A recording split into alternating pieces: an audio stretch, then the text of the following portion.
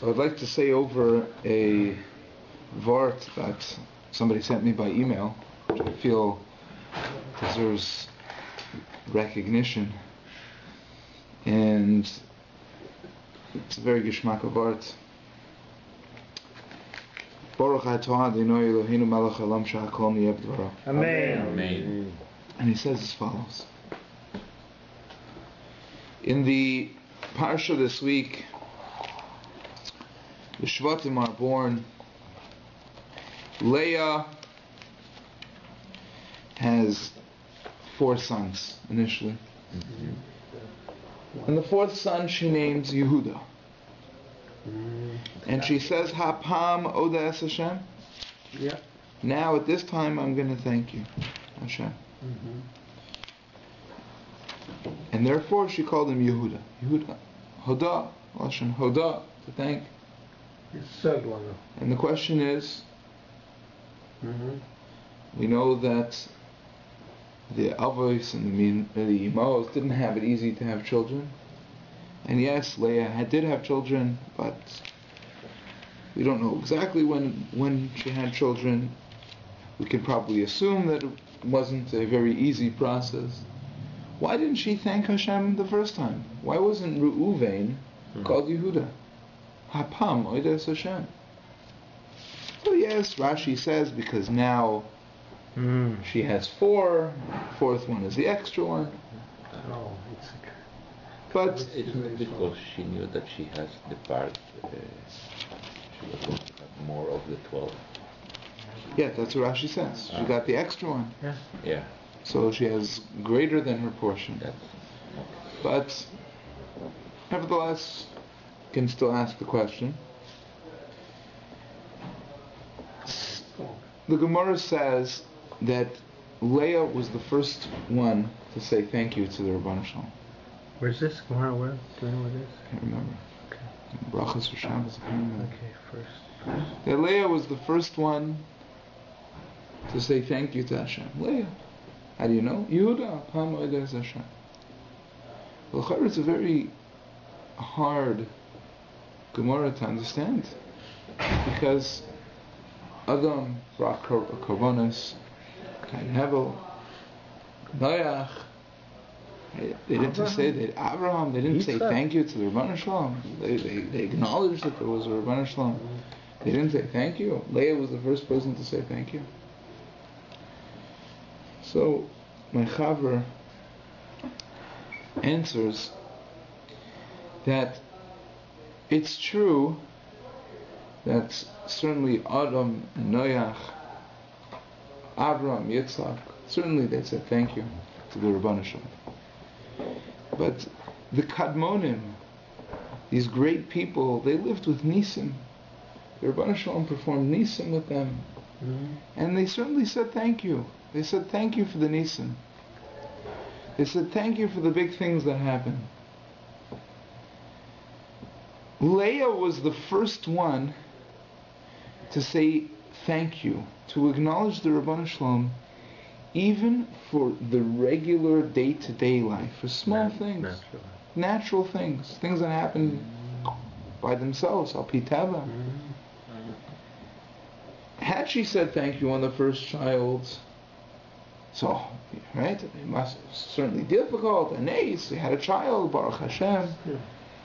Had the other, that would have been a great thank you to thank the Rebbeinu Shalom. But after the first child, the second child, the third child, so it becomes, right, we take it for granted. Routine, Monday. It's routine, it happens, people have children. It's normal. She said thank you on the 4th child to show that one must thank the Rebbeinu Shalom for each and every gift, whether it's normal or abnormal, nisim, or in the course of regular daily life. We must thank the Rebbeinu Shalom for everything He gives to us. Everything. Hapam Oides Hashem. Dafka for this time, we thank the Rebbeinu Shalom. The Michtam Eliyahu, on the name Yosef, he comments as follows. Why was Yosef called Yosef? And Rachel had Yosef after so many years of being childless. What does she say? Yosef Hashem li bein acher. Right?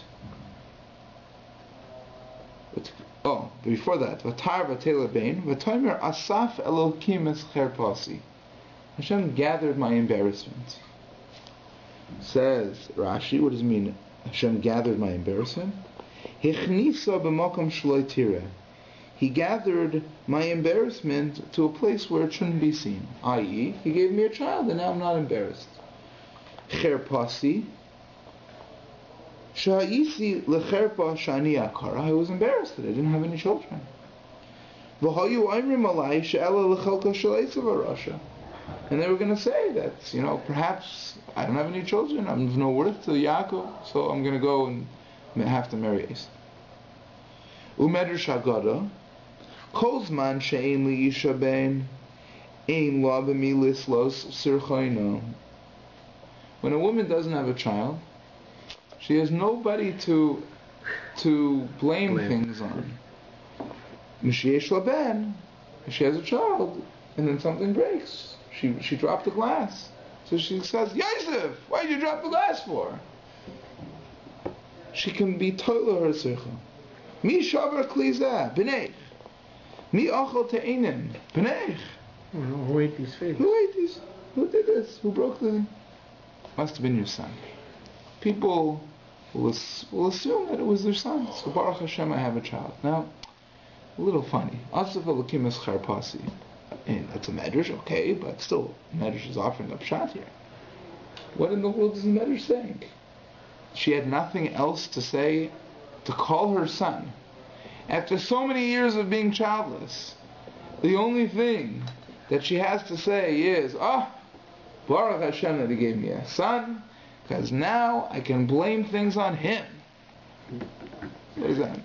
What's going on? Dr. Melio says, no, certainly. It's tremendous nace. What happens? Nisim and Niflois. She had a child after so many years of being childless. All the medrash is pointing out, and certainly Yosef means, right? Also, I was embarrassed, I was childless, and now you made me. You did such great miracles. You made me a mother of children. What the Medrash is pointing out is that included in the thank you of Rachel when she named Yosef was also to thank Hashem for the little thing also. For the small thing that happened. That also she has a child now that she can be toila her sirchain. Whatever, a mother, a nachas for her mother, the child did it. Even the little things. We have to understand that lesson. When we say thank you to the Rebbeinu Shalom, we thank Him for the great nisan that He does for us. We thank Him for the great refuahs that He provides. Somebody is sick. Somebody has to go to the hospital. Chman al-Islam. And then recovers. Refuah Shalema. Givaldik. Rebbeinu Shalom. There's a God. We have to reflect. We have to understand. We're just human beings. We have to thank Hashem. But what about just when we get up in the morning? Midani. How about that our legs can take us to shul? How about that our mouths can eat and digest, and that we can go to the washroom? How about that we have a family, and Baruch Hashem, we have a house to put the family in. With heat. With heat. Very important. Good point. We have food. The brachas, do we make them? Do we thank the Rebbeinu Shalom for the regular and daily things? That's the lesson of Leah. She was the first Hapam, Oides Hashem. She thanked Hashem for yet another child. And that's the lesson of Rachel Ibeinu. Asaf Elokim Eschar Basi, even for the little things. For the routine things. The things that, the added bonuses. We also have to thank the Rebbeinu Shalom for. There's an amazing Sfas Emes that I say every year, but very often. Frequently. When it comes to Parshas Vayetze.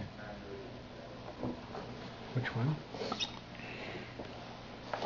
In the beginning of the Parsha, Vayetze Yaakov mi Beersheva v'yelech Harana. Vayifka b'makom, and he met the place. He encounters the place. He encounters the The place. place came to him. Yeah, so what's he encounters the place? It's a weird lashon, right? Higia b'makom. What's vayifka b'makom? Says Rashi. Vayifka. Rabosenu Pirshu Lashon Tefillah. He davened. K'moy va'al tifka bi. And Yirmiyah, the pasuk says, don't daven. V'lamadnu shetikein tefillas arvis. And the Gemara in Brachos says that teaches us that Yaakov Avinu, when he left Beersheva and he went to Haran, on that journey, he was masakein tefillas arvis. He instituted Mariv, the third tefillah of the day. That's the lashon of Vayifka. Says Rashi, B'shina hakasav, v'lo kasav v'yispalo. So then, if it means, he davened, why doesn't it say Vayispalel? Why Vayifka? Why in a hidden way? Says Rashi, Lilamercha, to teach me, Shekaftzaloi haaretz. He encountered the land, means the land jumped to him. The land jumped over to him. Kaftzaloi haaretz. Hara Maria came to him. Yivka b'makom. He met it. He encountered it. How? The land jumped. Says this Vasemis. Whenever it's a klal, it's a rule in Torah. Whenever you have two different lessons being learned out of the same word, there has to be some connection between the two. There has to be some shaykhis. What's the connection between Yaakov davening tefillas arvis and the land jumping to Yaakov? Vayivka b'makom. So why is it? What's Vayivka lashon tefillah? So then why didn't it say Vayispalo? What are these two lessons? What's the connection between the two? They're both learned out of the same word, pigia.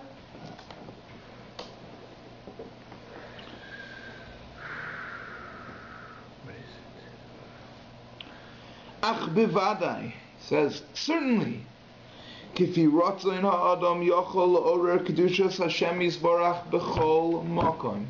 According to the desire of the human being, he can awaken the ratzon of he can awaken the holiness of God in any place. Meaning, the Rabbanu Shalom is everywhere. The Rabbanu Shalom is not in the heavens, not in the earth, not in the west, not in the east. He's all encompassing. He's everywhere.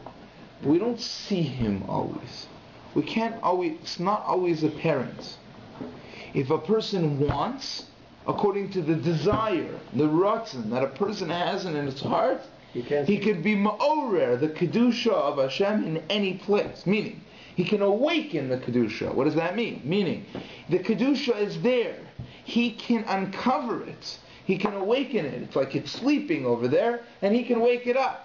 In any place that he is. No matter where we are, we can awaken Kedusha. Why can we awaken Kedusha? Because Hashem is everywhere. If Hashem is everywhere, that means that all we have to do is see Him. How do we see Him? By wanting. Ratzon, kefi ratzon ha'adam. According to the desire of man, yochol la'orer Kedushas Hashem yisbarach b'chol makom. He can awaken the Kedusha, the holiness of God everywhere he is.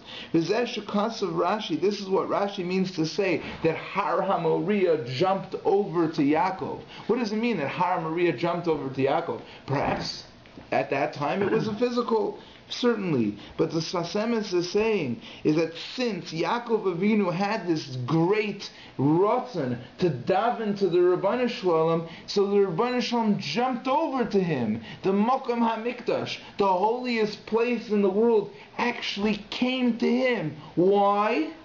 Because he wanted to talk to Hashem. Even though it was far away. It jumped over to him. That's what Tfilas Arvis is. He wanted to daven Mariv. Therefore, Hara Maria jumped to him. Of course it's connected, the two pshatim. They're one and the same. He wanted very much to connect to Hashem. So the greatest place on earth jumped towards him.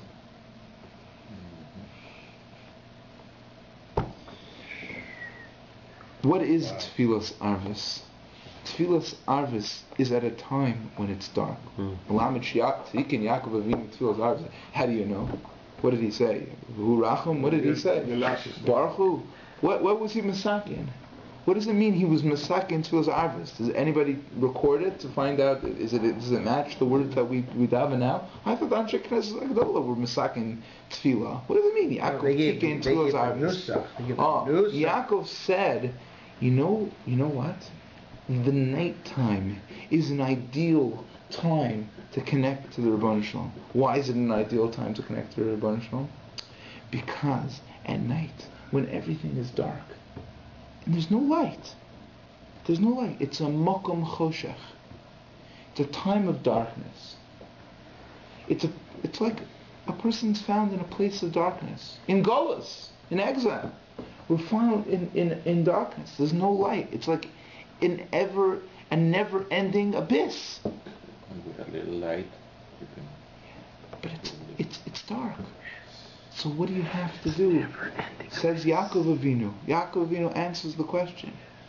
All you have to do is want it. Daven Tfilas Mariv. Talk to Hashem.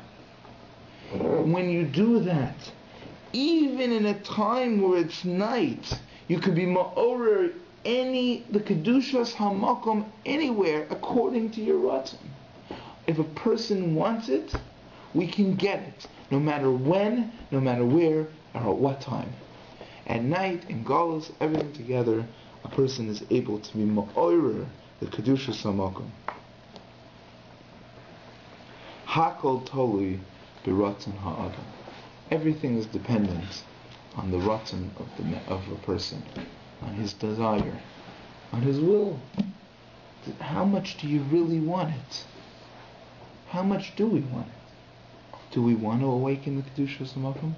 Do we yearn for him? He's hidden. He's more hidden now than he's ever been. In the deepest and darkest Golos. That's what Yaakov Avinu was masakin. Vayetze Yaakov mi Beersheva. He's gone. He's going out from his father, from his parents' house. He's in Golos. He's on his own. Doesn't have anybody there for him. He reaches out for the Rebbeinu Shalom. He was masakin Tfilas Arvis, that one can desire Hashem even in the darkest time, even in Golos. And not only that, but Hashem will answer. Hashem comes running, leaping. Absolutely. At the end of the parsha, so we have the story, we're skipping a little bit. We know the story with Yaakov and Lavan, and he works so many years for these two, Leah and Rachel. And he wants to leave. He wants to go home. Why does he want to go home? It's done his time. It's finished. Hashem appears to him, right? There's a malach that appears to him. It's time to go.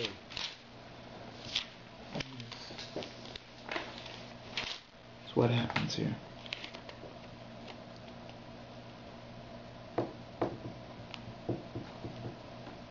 V'yomer Hashem al Yaakov. It's Perak Lamed Aleph Pasuk Gimel. Shuv al Eretz Avasecha M'lamadetecha ve'ei imach.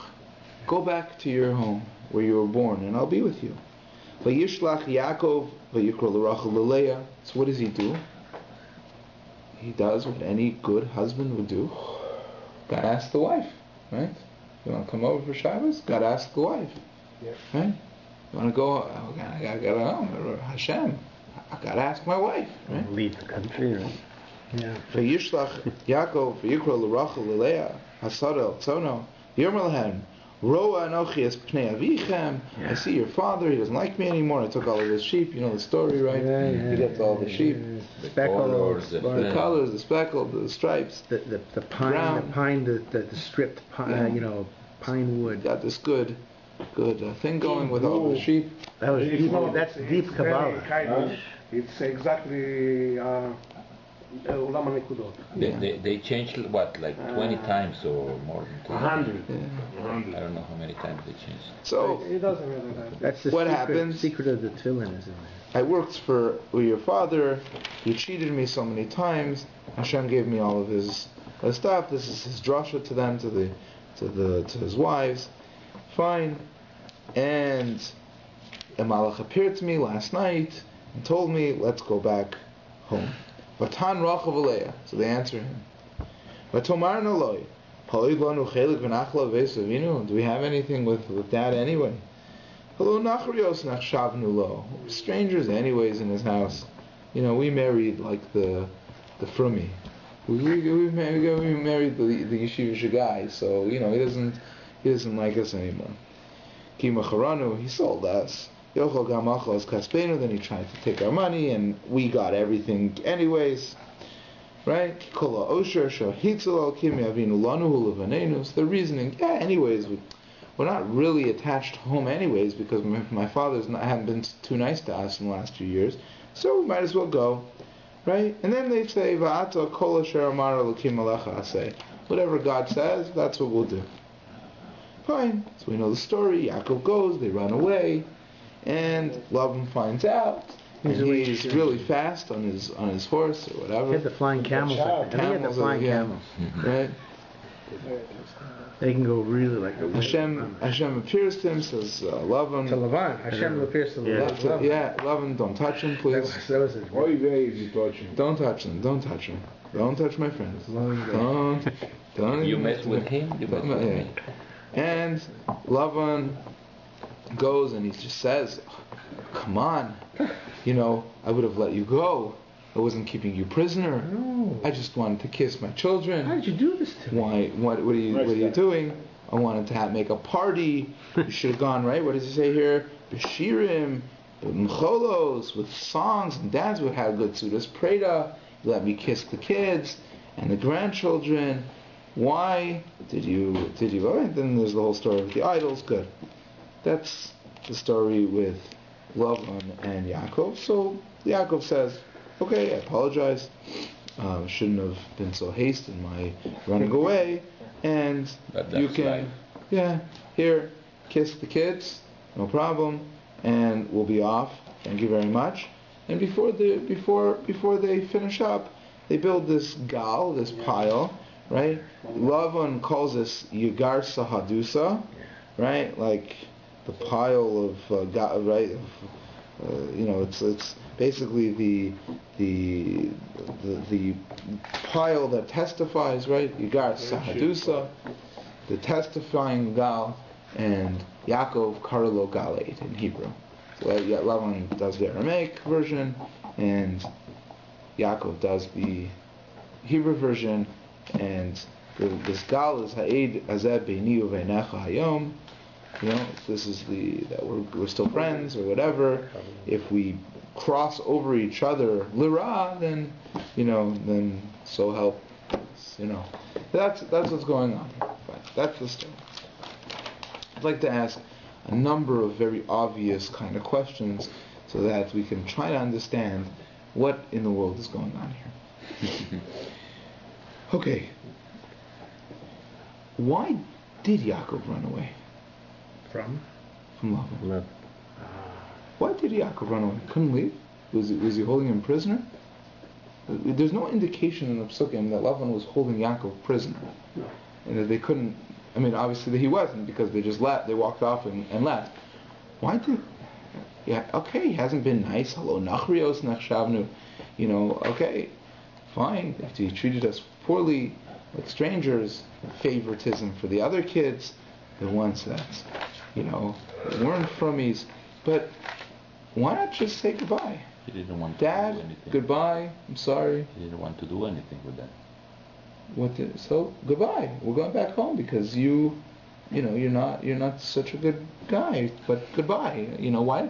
Let's have a conversation with him. Tell him we decided to leave. Yaakov at that time was how old?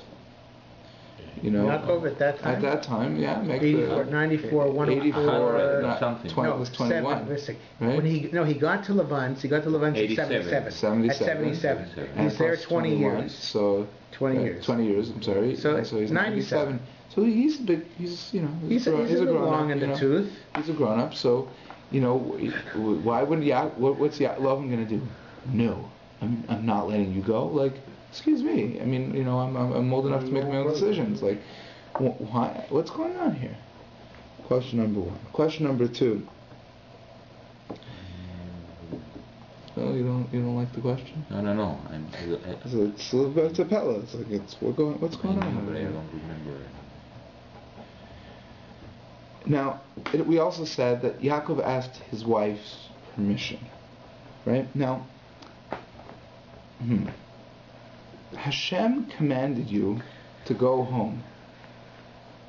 Is that okay with you, dear wives? I mean, what's going on? Since when do you ask permission? And their answer is even more puzzling. You know what? We'll go along with you. Why? Not because Hashem said we should go along with you, because it makes a lot of sense, because Dad hasn't been so good to us, and anyway, and whatever, and anyways, all the money is ours. Oh, therefore, whatever Hashem says to you, we'll do. What? It's strange. It's very strange what they're answering. The third. Didn't he leave though? He left initially because Hashem says it's time to go back. God came to him. How many times did God come to him the whole time he was there? Once. That's it. This is it. Yeah. So he's saying him in the end because he Yeah. saw that he doesn't move. He has expect from him to go much earlier. Yeah, So he says that's you're going home. You've done your time. You got to know what it is and isn't in your mind. But he was still. So, what's going on here? Next question. Yeah. What's Lavan's big complaint? Okay, so he was coming after them. Let's say maybe he intended to kill them. Who knows what he wanted to do to them? Doesn't say Lavan wanted to kill them. Maybe he wanted to bring them back home. Who knows? Doesn't really say. Hashem says don't touch them. Lavan comes and has a very big complaint. Now this is a big complaint. He says, it all boils down to this. It all boils down to this. V'lo tashtani l'nashik banai You didn't let me kiss uvnosai. the kids. You didn't let me kiss the kids. I didn't want to kiss the kids. Now, we don't exactly know what Lavan's problem is here. Right? He's obviously very upset that they left. But he's a Zeta. He's a Zeta. So he likes to. what's this that they didn't let me kiss the kids?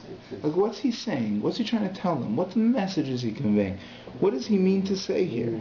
They are my blood. The Slonim Rebbe speaks about this extensively. Yeah. This kiss thing. Now, there's another problem, and that is on the night of the Seder, we say Arami Oved Avi, And that's right? Lavan. Arami Lavan HaArami, Oved Avi, destroyed my father. So, where did the Arami destroy my father? There was never such an incident in history. Bikesh Lavan. Bikesh, he wanted to destroy Yaakov. Yeah. Where did he want to destroy Yaakov? Right here. Here's where he wanted to destroy Yaakov. Right? Hashem told him, right? No. Don't destroy. It doesn't say anywhere that he wanted to destroy Yaakov. And what's this huge thing? Like, we start the whole Seder off with like, Lavan. He wanted to destroy Yaakov. Lavan wanted to destroy Yaakov. Maybe Esav wanted to destroy Yaakov with his 400 people. But Lavan wanted to destroy Yaakov. It didn't say anywhere that he wanted to destroy Yaakov. It doesn't say that. It implies that he wanted to do some harm to Yaakov. Maybe he wanted to bring him back. Hashem says, don't touch him. Fine. It doesn't say what he wanted to do. Where's the indication that Yaakov, that Lavan wanted, and that we should start off the whole, that we're thanking Hashem and the Leil Seder. The whole thing starts with thank you Hashem because you saved us from Lavan. Come on, where's the? Fine, it was Hanami. It was a very big thing, but still, I mean, what's the significance? What's going on here? And what's this? Come on, Yaakov. All I wanted to do is have a Sudas Preda. Well, I'm sorry, Lavan. I mean, I didn't have any time for parties. Singing and dancing. Okay, so sing and dance by yourself. Like, what's this complaint? all I wanted to do was dance and sing with you? Goodbye party. No. In the last party that he made for him, he was treated to Yeah, exactly.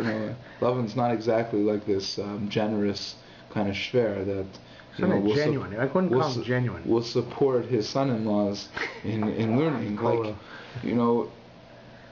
Lavan you got to work for every penny with Lavan. And more than that. And he worked really, for everything. Not only that, he'd like anytime anybody comes in with gold and silver, he's all over them.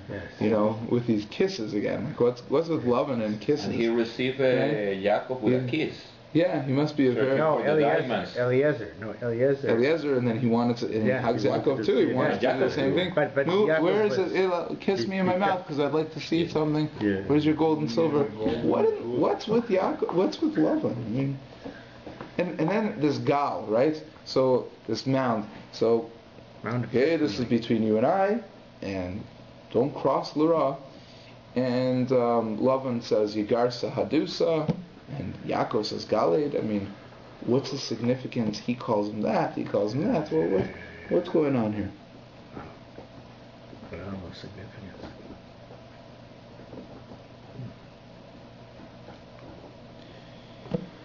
In Sefer, this is Shamshon Pincus brings this in a Sefer.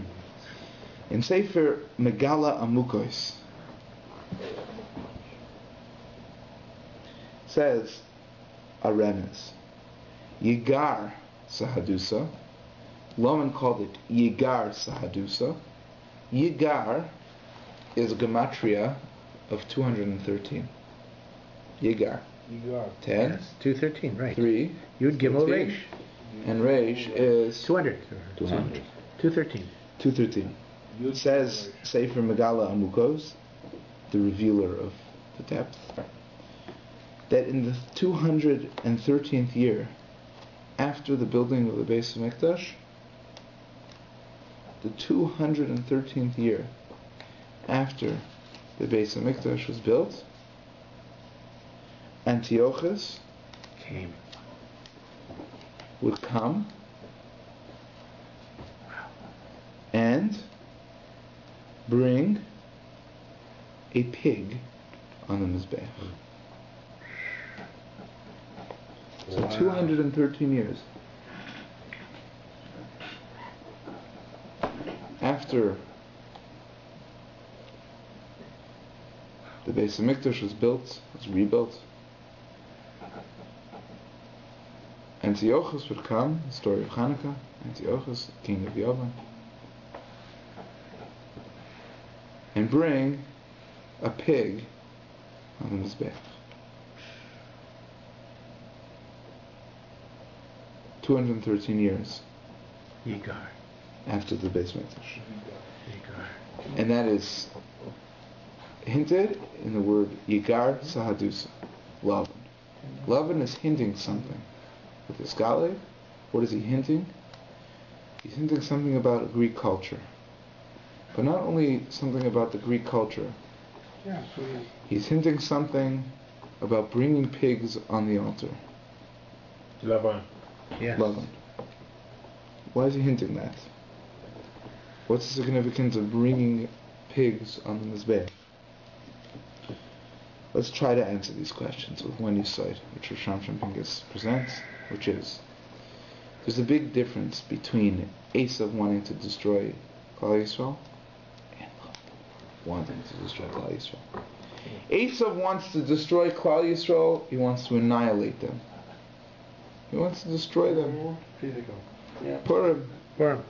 Amalek, Esav, whatever. Lavan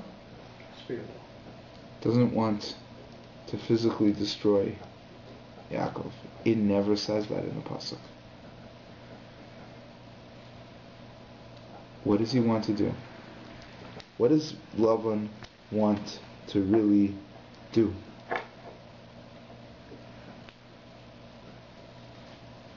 Lavan wants to kiss Yaakov. Lavan wants Yaakov to live with him. Lavan wants Yaakov, don't go! Stay with me! He was blessed, man. But also Esau took the same thing to Yaakov. Those were the same words. He knew And that he also kissed him, and Yaakov lifted it over. he knew But there was a that different if kiss. It was a Yaakov- kiss on the neck. Tried to bite him. Okay, Yes.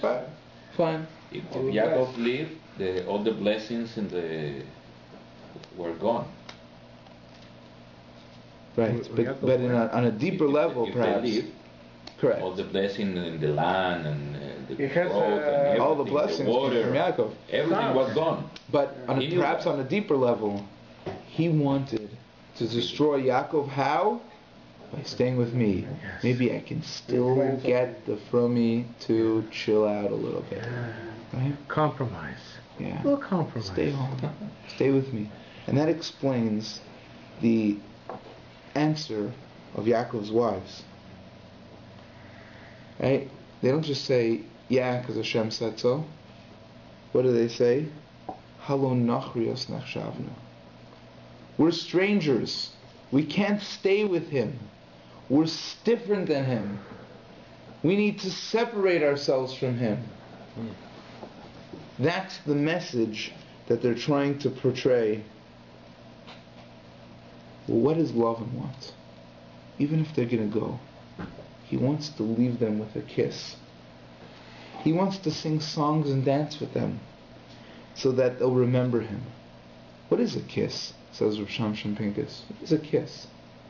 A kiss is that a person sort of breathes into the other person Part of the thing. and leaves an impression in the other person, Neshama. an everlasting impression that will stay with that person forever. You didn't let me kiss you. You didn't let me have a party with you, with songs and dance. This is a great makor, by the way, for a Sudas Preda. You know, when somebody leaves town, or when they leave yeshiva or the shul or whatever, they go maybe to Eretz Yisrael, you make a Sudas Preda. A Suda, which... Departuring Suda. Yeah, departuring Suda. Why do you make a Sudas Preda? Because if you want that the person should have there should be an everlasting impression. Rashimus. Yeah, an impression. When he leaves yeshiva, the boy, you make a Sudas Preda so that the yeshiva should stay with him. You sing and you dance.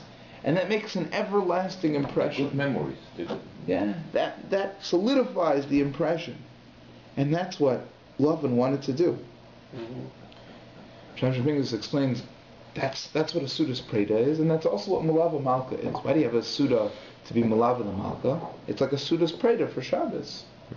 When Shabbos leaves, you make a Suda so that Shabbos should leave an impression on you for the entire week. Wow. Interesting. In the 213th year, the Yevonim wanted to do the same thing that Lavan tried to do, which is influence Klal Yisrael. They didn't want to destroy them. They were pretty successful. They wanted to assimilate with them. Yeah. To mix. What is a chazir? What is a chazir? He shows... A chazir shows himself kosher. to be kosher. Kosher. But really he's not. But inside He's Fake, not. fake. Inside he's He wanted to My convince grandmother used to say the- it in Yiddish. She didn't speak in Spanish? I do. Oh, okay. the Yevonim But wanted it sounds better in Yiddish. to assimilate, to convince, to endear the Jewish people to them and to their culture. Just like the pig says, come to me, look at my split hooves. When you start bringing karbanos with a chazir, that's the influence of Yavan. Don't worry, you could be a holy person. You could be a holy person. We want to be your friends, but come here. Acclimate into society. Live with us. You can have karbanos with the chazir together. What did Yaakov do? He built this gal. He built this pile. And he says, Eid hagal hazeh. This pile should be testimony. Im loy avor elecha v'ata loy savor. I will not cross to your side, and thou shalt not cross to my side. We're different. You cannot kiss my children. I will not live with you. Eid hagal hazeh. Lavan says, no, you got to do so. Yeah, it's a testimony that certainly we won't cross lira, but we'll cross nevertheless with bringing pigs as karbanos. Yaakov says, no, we shall not cross. We will not cross. Eid hagal hazeh. We're not going to cross to you, and you're not going to cross.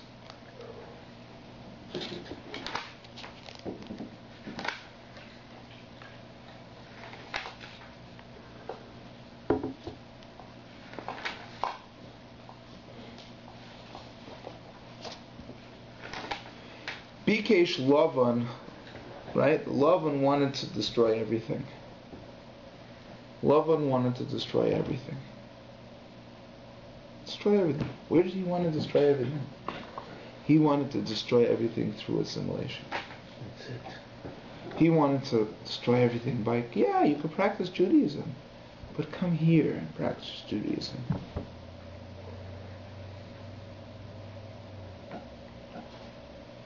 What happens at the end of the story? You look in Chumash and you see what happens at the end of the story. Vayashkim Lavan b'boker. So they go to sleep. Lavan gets up early in the morning. Kiss the kids. Vayinashrik Labanav v'Libnasa. And bless them. He does kiss his kids. Says Reb Shamshon Pincus, an amazing thing. It's amazing that somebody who lived in our generation had the wherewithal to say this. You know? He said, Borli! It's clear to me. It's clear to me. I know for a fact. It's clear to me. Ki im Lavan lo haya matzliach l'nashek. Had Lavan not been successful in kissing the children that morning, he did. He ran after Yaakov, and he got his way. He kissed the kids. Had he not done that, hayinu nisharim b'shnei tzidei hagal. We would now remain on the two sides of the mound. The nations of the world, the goyim, would not be able to influence us at all.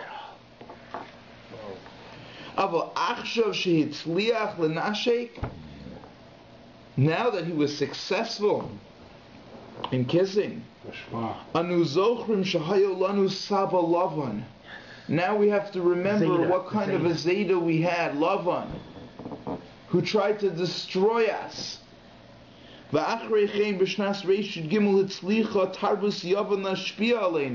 then another 213 years after the building of the Beis HaMikdash, Yavan came and had influence on us.